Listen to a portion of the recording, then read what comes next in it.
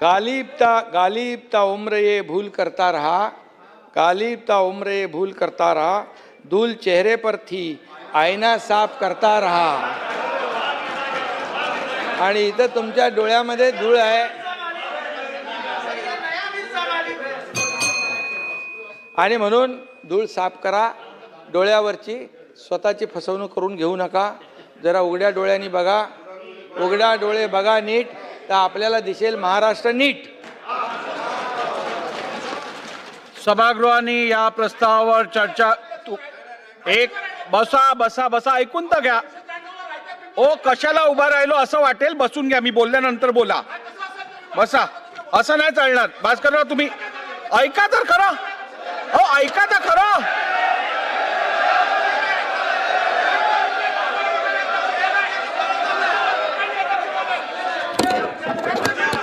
बसाल का? ऐकायचं नाहीये का? ऐकायचं नाहीये का? या चर्चेला सुरुवात आणि चर्चा सादर केलेली आदित्य ठाकरेंनी. ते असतील तर त्यांना राईट टू रिप्लाय मी देईन. नियमाच्या बाहेर जाऊन मी राईट टू रिप्लाय देणार नाही.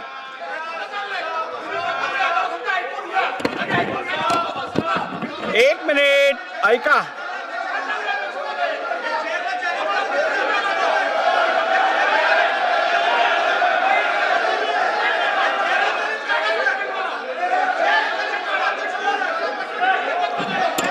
असं नाही चालणार. भास्करराव ठीक आहे. एक मिनिट.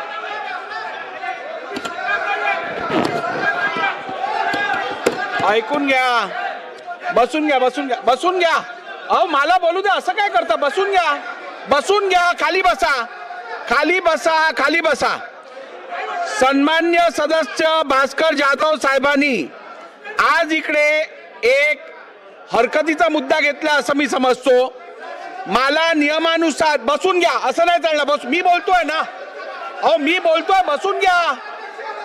मला नियमाप्रमाणे भास्कर जाधव साहेबांनी दाखवून देऊ दे की नियम बाह्य काम कसं होत आहे. राईट टू रिप्लाय जो व्यक्ती चर्चा सादर करतो त्याला राईट टू रिप्लाय असतो. जर का त्या सदस्यांनी सभागृहात उपस्थित राहायचं ठरवलं नसेल तर मी त्याला राईट टू रिप्लाय देऊ शकत नाही. बोला बोला बोला. अध्यक्ष महोदय परवानगी. बसून घ्या. बसून घ्या. बसून घ्या. बसून घ्या. बसून घ्या. बसून घ्या. ठीक आहे. आपण ऐकूया. हरकतीचा मुद्दा घेतलाय. मी रुलिंग देईन. मला सन्मान्य सदस्यांनी दाखवू दे नियमाप्रमाणे मी कुठे चुकतोय. मी ते स्वीकारीन. ठीक आहे. अध्यक्ष महोदय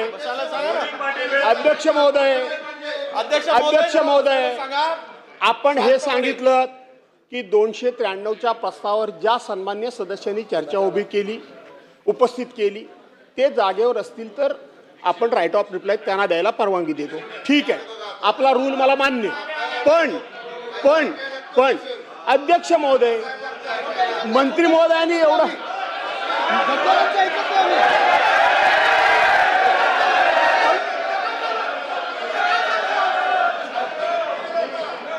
ठीक आहे. चला बसून घ्या.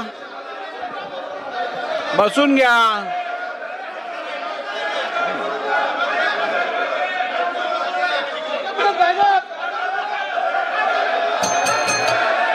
सभागृहाची बैठक आता सभागृहामध्ये सभागृहाचे माननीय उपमुख्यमंत्री आणि नगरविकास मंत्र्यांचा गृहनिर्माण मंत्र्यांचा त्यांच्या प्रस्तावाला रिप्लाय सुरू होता. हा रिप्लाय झाल्यानंतर काही सन्मान्य सदस्य विशेषतः उबाटाचे सदस्य माननीय भास्कर शेठ जाधवांनी राईट टू रिप्लायचा मुद्दा उपस्थित केला. आपण राईटली पॉइंटेडली जे काही नियम आहेत आपले त्याचा आधार घेऊन जे स्वतः चर्चेला सुरुवात करतात त्यांना राईट ऑफ रिप्लाय आहे हे नमूद करून आपण त्यांना सांगितले की तुम्हाला बोलता येणार नाही. याच्या नंतर सन्मान्य अध्यक्ष महाराज माझी विनंती आहे सभागृहाच्या वतीनं आपण आतले जे CCTV आहेत ते CCTVचं फुटेज काढा. माननीय अध्यक्षांच्याकडे बघून जे हातवारे करून ते बोलले, ज्या त्वेषामध्ये ते बोलले आणि जर रेकॉर्डिंग असेल तर रेकॉर्डिंग करा. आम्ही इथनं ऐकलंय तुम्ही रिटून कामकाज नेऊ शकणार नाही, तुम्ही मनमानीनं कारभार करू शकणार नाही, हे आम्ही ऐकलंय. अध्यक्ष माननीय अध्यक्षांच्या बाबतीत अशा पद्धतीचं अवमानकारक वक्तव्य करणं हा माननीय अध्यक्षांचा अवमान आहे नंबर 1. आणि अशा पद्धतीनं एकच मिनिट आणि अध्यक्ष महाराज हे झाल्यानंतर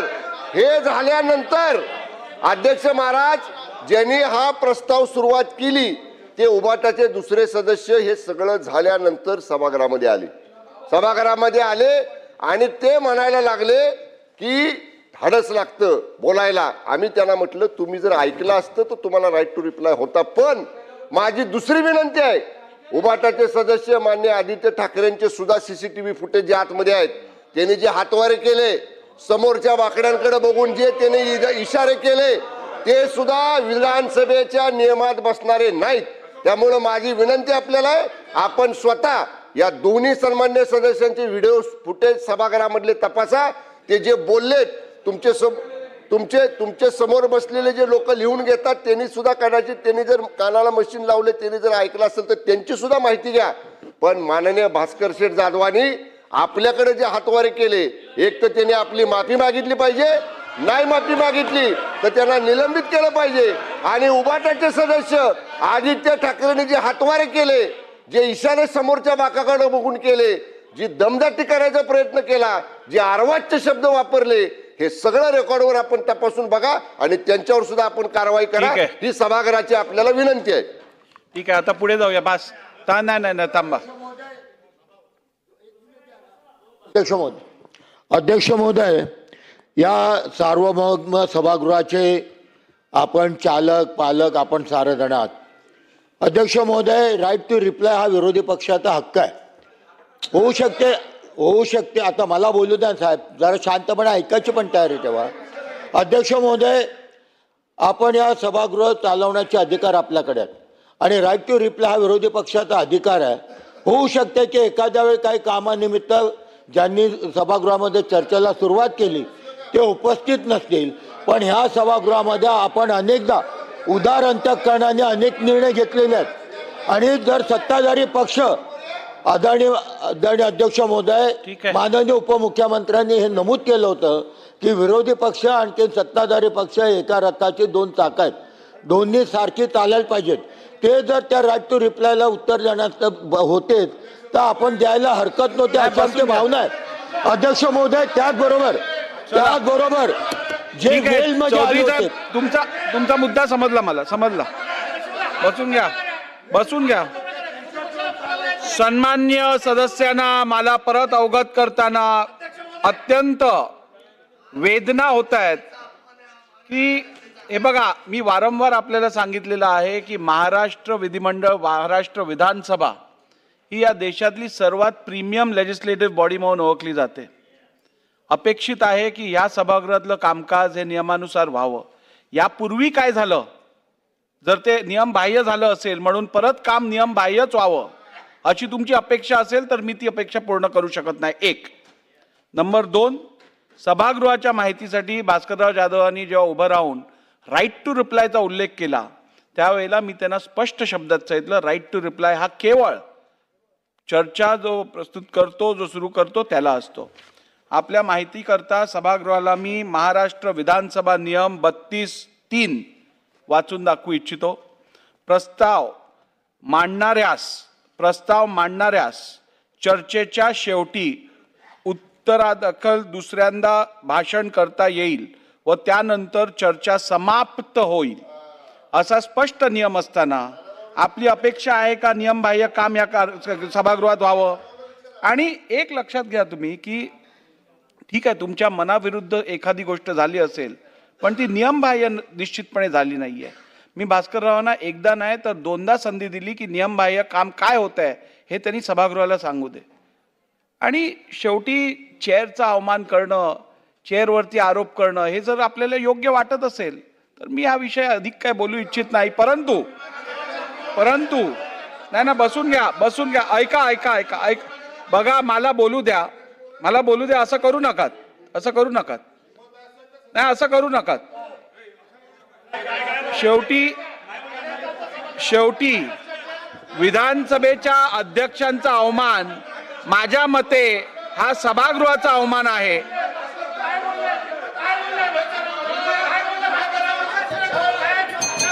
बसून घ्या, बसून घ्या. चुकीचं आहे. बसून घ्या, बसून घ्या, बसून घ्या.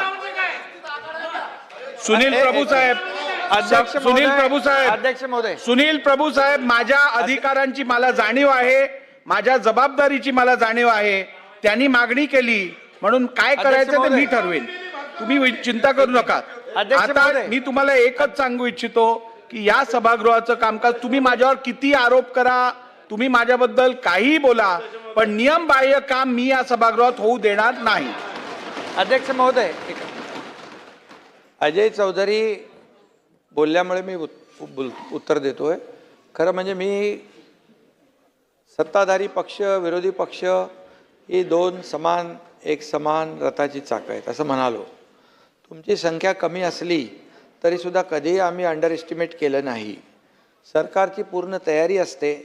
जे जे प्रश्न आपण विचाराल, जी चर्चा कराल त्याला उत्तर द्यायची पूर्ण तयारी असते. आणि मी तर अध्यक्षांचं अभिनंदन करीन की असे अध्यक्ष आजपर्यंत एवढी संधी देणारे दुसरे अध्यक्ष भेटले नाही. पण बोलल्यानंतर ऐकायची तयारी पण पाहिजे. ऐकण्यासाठी तयारी असावी लागते. ती तयारी तुमची न दाखवता याच्यामध्ये भास्करराव यांनी ज्या पद्धतीने, भास्करराव जुने सदस्य आहेत, सिनियर आहेत, त्यांनी अनेक पदं भूषवलेली आहेत. अध्यक्ष महोदयांकडे ज्या पद्धतीने हातवारे करून ज्या पद्धतीने भास्करराव बोलत होते, ही पद्धत बरोबर होती का हे मला सांगा. कारण शेवटी ही चेअरचं महत्त्व आहे. ह्या सभागृहाची जी काही गरिमा आहे, सभागृहाचं डेकोरम जे आहे, पावित्र्य आहे, हे तर सगळ्यांनी पाळलं पाहिजे. आणि मला वाटतं नानाभाऊ पण अध्यक्ष होते या ठिकाणी, दिलीप वळसे पाटील साहेब पण अध्यक्ष होते. या सभागृहाचं नेहमी आपण पावित्र्य जपण्याचा प्रयत्न केलेला आहे. आणि नेहमी आपण पाहतो की भास्करराव अशा ज्या ॲग्रेसिव्ह पद्धतीने अध्यक्षांना, ठीक आहे आम्हाला समोर सत्ताधारी पक्षाशी बोलू दे, परंतु अध्यक्षांकडे बोट दाखवून हातवारे करून अध्यक्ष कडे म्हणजे तुम्ही मनमानी कारभार करताय, तुम्ही सत्तेचा आणि यांनी नाही म्हटलं अध्यक्षांना सस्पेंड करा म्हणून मागणी यांनी नाही केली. तेच म्हणाले आम्हाला सस्पेंड करा हिम्मत असेल तर. असं काय म्हणजे, आणि असं हे योग्य नाही.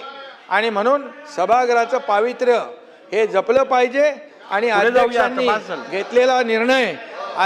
घेतलेला निर्णय हा अंतिम असतो, तो आपण पाळला पाहिजे. ठीक आहे, चला पुढे जाऊ आता. नाही ना, बस.